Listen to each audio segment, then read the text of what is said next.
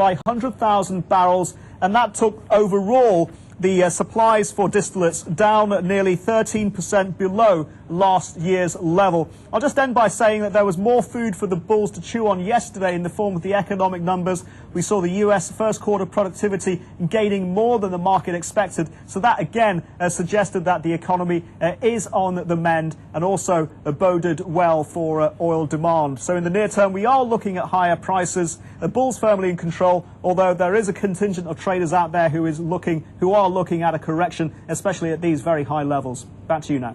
Okay, Sri, let's talk to Jonathan Cornefeld, Agent Director at Hudson Capital Energy, for some insight on what's going on in the energy markets. Jonathan, look, the overnight numbers, inventory numbers from the U.S. actually seem pretty bearish, but the market went completely the other way. Why? What's going on here? Right, it really did. I think the market really chose to focus yesterday on chose not to look at the short-term inventory numbers and really chose to look at what's going on, supply and demand picture in the long term. You really saw that yesterday. The build in the crude stocks of about 5.7 million, that was really based on just a short-term surge in imports into the U.S. And you look at the refinery runs where they take the crude oil and turn it into gasoline, that has slumped further, and it's been slumping. So the crude is getting delivered, it's just sitting there, and there's no reason for the refiners to turn it into gasoline because of the refinery margin is so historically cheap right now that they're buying an expensive feedstock and turning it into a cheap result. There's no reason for them to keep doing that. So I think in the long term picture is certainly still in place for the market to keep going higher, without a doubt. Just based on these numbers yesterday, really aren't going to have that much of an impact.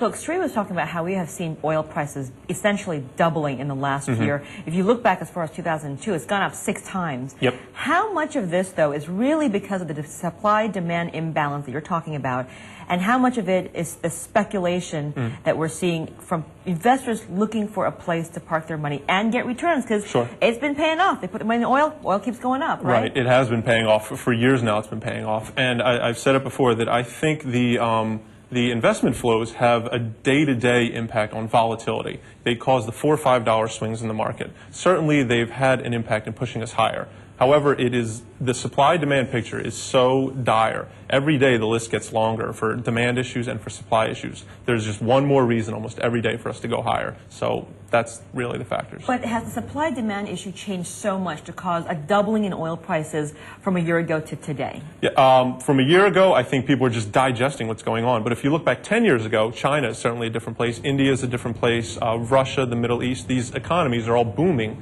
a lot differently than they were 10 years ago.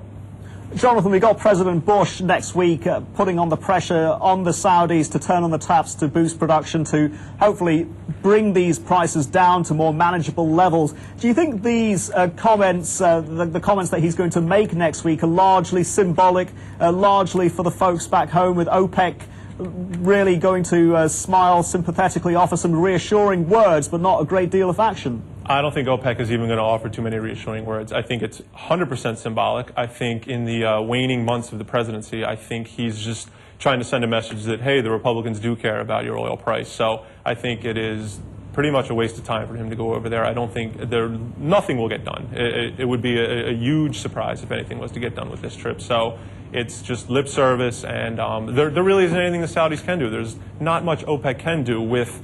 We've seen recently targets for most of OPEC for 2010 have all been cut in terms of production. So they're not going to increase.